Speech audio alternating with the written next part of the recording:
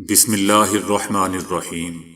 السلام علیکم دوستو، دنیا بھر کی خبروں میں آج آپ سنیں گے، لیکن اس سے پہلے اگر ہو سکے تو لائک اور سبسکرائب کا بٹن ضرور دبا لیں۔ شکریہ۔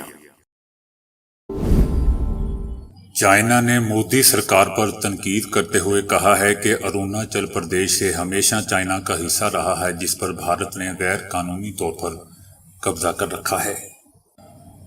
بھارت نے 1987 میں ہمارے علاقے زنگنان پر قبضہ کیا اور اسے نام نہاد اروناچل پردیش کا نام دے کر اپنی ریاست بنا ڈالی۔ چائنا کا مزید کہنا ہے کہ زنگنان کا انتظام برسوں سے چائنا کے پاس رہا ہے۔ اس متنازع سرحدی تقسیم کو قبول کرنے کی باتیں بے بنیاد ہیں۔ دوستو، یاد رہے کہ اروناچل پردیش کی طرح لداخ کو بھی چائنا اپنا حصہ مانتا ہے اور مودی سرکار کے کالے قوانین کے تحت مقبوضہ وادی کو جموں کشمیر اور لداخ میں تقسیم کر کے وفاق کا حصہ بنانے پر بھی چائنا نے احتجاج کیا تھا۔ چائنا نے موقف اختیار کیا تھا کہ لداخ کو مودی سرکار نے وفاقی اکائی تسلیم کر کے عالمی قوانین کی خلاف ورزی کی ہے، کیونکہ لداخ چائنا اور بھارت کے درمیان ایک متنازع علاقہ ہے، جس کے بعد سے دوستو چائنا اور بھارت کی فوجیوں کے درمیان لداخ کی سرحد پر کئی بار جھڑپیں بھی ہوئی ہیں، جن میں دونوں اطراف کے متعدد فوجی ہلاک اور زخمی بھی ہوئے تھے۔ تحریک انصاف کے چیئرمین بیرسٹر گوہر علی خان نے کہا ہے کہ عمران خان کی رہائی کے لیے خیبر پختونخوا میں سب سے بڑا جلسہ ہوگا۔ ان کا کہنا تھا کہ عمران خان نے کہا ہے کہ میرا جینا مرنا اس ملک میں ہے۔ عمران خان کا سب کے لیے پیغام ہے کہ ڈٹے رہیں، پی ٹی آئی جلسوں کا انعقاد کرے۔ ان کا مزید کہنا تھا کہ بشرا بی بی کے پاس گھر پر کوئی نہیں ہے۔ بشرا بی بی کا نام توشہ خانہ میں نہیں ہے۔ بشرا بی بی کا نام الیکشن کمیشن میں بھی نہیں ہے۔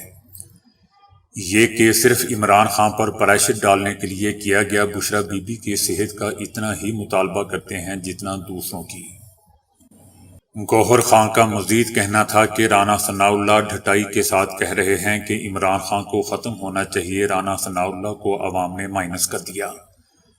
رانا ثناء اللہ کے بارے میں ان کے اپنے لوگوں نے کہا ہے کہ یہ 20 لوگوں کو مارنے والا ہے، ہم رانا ثناء اللہ سے کیا امید رکھ سکتے ہیں۔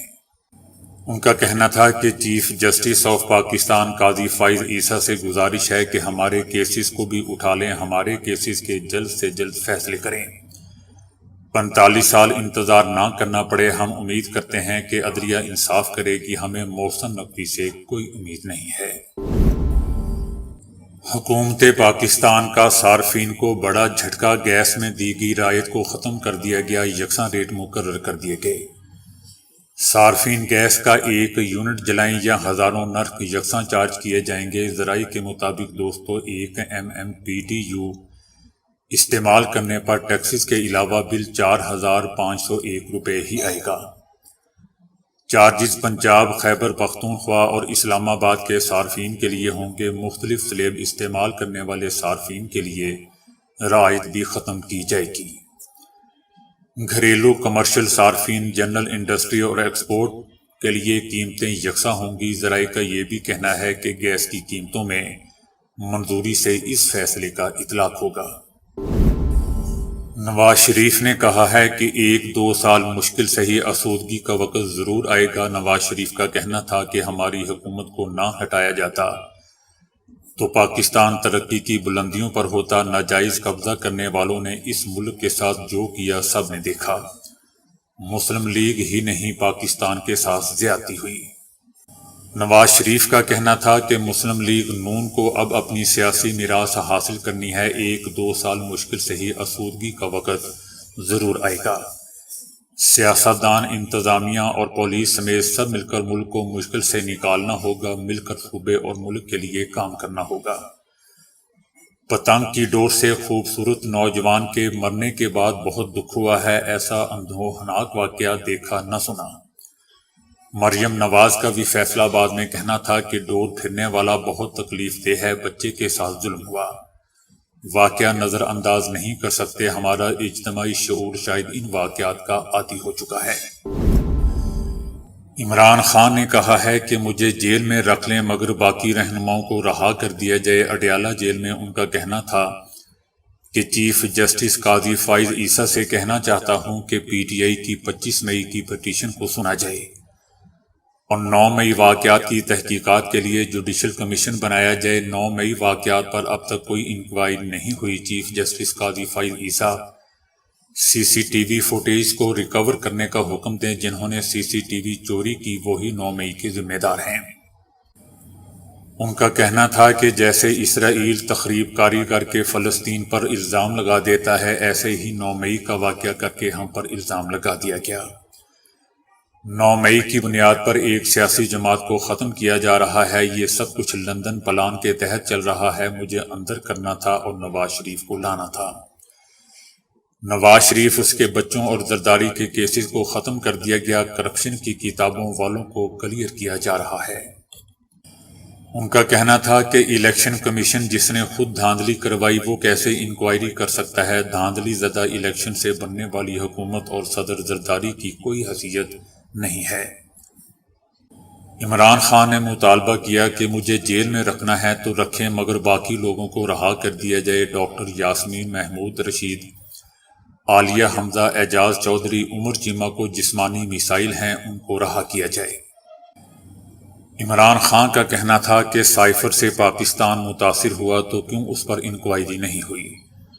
اصل سائفر دفتر خارجہ میں موجود ہے، ہمیں سائفر کی کاپی دی گئی تھی۔ سائفر گم ہوا تو وزیر اعظم اپنے آفس کا چوکیدار نہیں ہوتا بلکہ آفس کے کچھ سیکیورٹی پروٹوکولز ہوتے ہیں۔ عمران خان کا کہنا تھا کہ مجھے 5 دن میں 3 سزائیں سنائی گئی۔ ایک ٹی وی اینکر نے پہلے ہی بتا دیا تھا کہ مجھے 5 فروری تک سزائیں سنا دی جائیں گی۔ عمران خان کا مزید کہنا تھا کہ رانا ثناء اللہ کے بیان پر یہی کہنا چاہوں گا کہ مافیاز ایسا ہی کرتے ہیں۔ ہم 8 فروری والے ہیں، سیاسی طور پر مقابلہ کرتے ہیں اور یہ مخالفین کا خاتمہ کرتے ہیں۔ پنجاب میں 40 ایم پی ایز کے فارورڈ بلاک سے متعلق علم نہیں ہے، مجھے پنجاب کے پارلیمانی لیڈر سے ملاقات کی اجازت نہیں دی گئی۔ اسرائیل نے فلسطینیوں کے خلاف جارحیت روکنے سے انکار کرتے ہوئے کہا ہے کہ حماس کے خلاف مزید کارروائی جاری رکھیں گے۔ اسرائیل کا کہنا ہے کہ امریکہ کو بتا دیں گے کہ اسرائیل حماس کے خلاف ہر جگہ کارروائی کرے گا۔ اسرائیلی قیدیوں کی واپسی تک غزہ جنگ روکنے کی اخلاقی ذمہ داری ہم پر نہیں ہے، حماس کے خلاف اس جگہ بھی کارروائی کریں گے جہاں اب تک نہیں کی۔ دوسری جانب دوستوں، فلسطینیوں کو شہید کرنے والے اسرائیلیوں کی تعداد کم پڑ گئی۔ اسے اسرائیلی وزیر اعظم نیتن یاہو فوجی بھرتی کا متنازع بل پارلیمان میں پیش کرنے کے خواہش مند ہیں۔ ادھر اسرائیلی اپوزیشن نے وزیر اعظم نیتن یاہو کو تنقید کا نشانہ بناتے ہوئے کہا ہے کہ نیتن یاہو کی کوشش ہے کہ امریکی دورے کی منسوخی کی ناکامی چھپائی جائے۔ یاد رہے دوستوں کہ اقوام متحدہ کی سلامتی کونسل میں کل تقریباً 5.5 ماہ بعد غزہ میں اسرائیلی حملے رکوانے کی قرارداد منظور ہوئی۔ امریکہ نے قرارداد کو ویٹو نہیں کیا اور نہ ہی ووٹنگ میں حصہ لیا، جس پر اسرائیلی وزیر اعظم نیتن یاہو نے احتجاج کرتے ہوئے اسرائیلی مشیروں کا امریکہ کا دورہ منسوخ کر دیا۔ دوستو یاد رہے کہ غزہ پر حملے جاری ہیں اور اسرائیلی حملوں میں اب تک 32,000 سے زائد فلسطینی شہید ہو چکے ہیں، جن میں زیادہ تر بچے اور خواتین شامل ہیں۔ روس کے صدر پیوٹن کا کہنا ہے کہ وہ جانتے ہیں کہ ماسکو میں حملہ کس نے کروایا، کس نے کیا، مگر روس کی دلچسپی حملہ آوروں کے گاہک میں ہے جس نے یہ حملہ کروایا۔ صدر پیوٹن نے سوال اٹھایا کہ آخر حملے کے بعد تخریب کار یوکرین ہی فرار ہونا کیوں چاہتے تھے اور وہاں کون ان کا منتظر تھا۔ صدر پیوٹن کا کہنا تھا کہ مسلم انتہا پسندوں کے نظریات کا تو اسلامی دنیا خود صدیوں سے مقابلہ کر رہی ہے، مگر جس بات میں روس کو دلچسپی ہے وہ یہ ہے کہ ایسے انتہا پسندوں کا گاہک کون ہے۔ روسی صدر کا کہنا تھا کہ اب امریکہ مختلف ذرائع سے قائل کرنے کی کوشش کر رہا ہے کہ اس جرم میں یوکرین ملوث نہیں ہے بلکہ کوئی اور دوسرا ہے۔ صدر پیوٹن کا کہنا تھا کہ لازم ہے کہ کئی سوالات کے جواب حاصل کیے جائیں گے، جس میں یہ بھی شامل ہے کہ کیا واقعی مسلم انتہا پسندوں نے فیصلہ کیا تھا کہ وہ روس پر حملہ کریں، جبکہ روس مشرق وسطیٰ کے تنازع میں منصفانہ حل کے لیے کھڑا ہے اور مسلمانوں کے ہی ساتھ کھڑا ہے۔ تو پھر ایسا کیوں ہوا؟ ان کا کہنا تھا کہ 22 مارچ کو روس کے دارالحکومت پر کیا گیا خوفناک حملہ ایک دھمکی ہے، اور فوری سوال یہ پیدا ہوتا ہے کہ اس کا فائدہ کسے ہوا؟ روسی صدر نے کہا کہ یہ ظلم اس سلسلے کی کڑی ہے جو 2014 سے نیو نازی یوکرینی ہاتھوں کے ذریعے روس سے لڑ رہے ہیں۔ ان کا کہنا تھا کہ ماسکو حملے کا مقصد روسی معاشرے میں افراتفری پھیلانا تھا، مگر روسی قوم نے اس برائی کا مقابلہ اتحاد سے کیا۔ صدر پیوٹن کا مزید کہنا تھا کہ مجرموں کو سزا دینے کی خواہش اپنی جگہ، مگر واقعہ کی تحقیقات بغیر تعصب کے اور معروضی انداز میں کی جائے گی۔ صوبہ خیبر پختونخوا کے علاقے شانگلہ میں بشام کے مقام پر گاڑی پر حملے میں 5 چینی باشندوں کو مار دیا گیا۔ مسافر گاڑی اسلام آباد سے کوہستان جا رہی تھی۔ شانگلہ میں بشام کے مقام پر ایک گاڑی پر حملہ کیا گیا ہے، جہاں سامنے سے آنے والی موٹر کار چینی باشندوں کی گاڑی سے ٹکرا گئی۔ موٹر کار ٹکرانے کے بعد دھماکہ ہوا، جس کے نتیجے میں 5 چینی باشندے مارے گئے۔ مسجد نبوی صلی اللہ علیہ وآلہ وسلم میں ماہ سیام کے دوران دوستوں آنے والے معمر اور معذور افراد کی خصوصی طور پر دیکھ بھال کی جاتی ہے۔ متعلقہ حکام اور رضاکار ٹیمیں ہمہ وقت نمازیوں کی دیکھ بھال کرنے کی کوشش کرتی ہیں، ان کے لیے ہر طرح کی دیکھ بھال فراہم کرتے ہیں تاکہ وہ پرسکون طور پر عبادت اور مناسک انجام دے سکیں۔ بوڑھے اور معذور افراد کی مسجد نبوی صلی اللہ علیہ وآلہ وسلم کے حصوں اور روضہ رسول صلی اللہ علیہ وآلہ وسلم تک رسائی کو آسان بناتے ہوئے کرسیاں اور گاڑیاں مہیا کی جاتی ہیں، اور انہیں مطلوبہ معلومات کی فراہمی کے ساتھ انہیں روضہ شریف تک پہنچانے میں مدد دی جاتی ہے۔ رضاکار ٹیمیں معذور افراد کو مسجد نبوی صلی اللہ علیہ وآلہ وسلم کے صحنوں میں وصول کرتی ہے، اور مسجد کے داخلی دروازوں پر ان کا استقبال کیا جاتا ہے۔ پاکستانی فوج کا کہنا ہے کہ پیر اور منگل کی درمیان شب عسکریت پسندوں نے تربت میں پاکستانی بحریہ کے اڈے پر حملے کی کوشش کی، جسے مؤثر جوابی کارروائی سے ناکام بنا دیا گیا۔ ایئرپورٹ میں نامعلوم افراد نے حملہ کرتے ہوئے اندر داخل ہونے کی کوشش کی، جس پر فورسز کی جانب سے جوابی کارروائی کی گئی۔ رات گئے تک ایئرپورٹ کے اطراف میں شدید فائرنگ اور دھماکوں کی آوازیں سنائی دیتی رہیں۔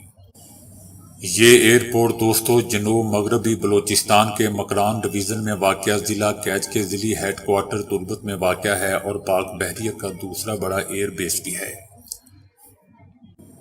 ISPR کا کہنا ہے کہ پاکستان کی مسلح افواج کسی بھی قیمت پر ملک بھر سے تخریب کاری کی لعنت کو ختم کرنے کے لیے پرعزم ہے۔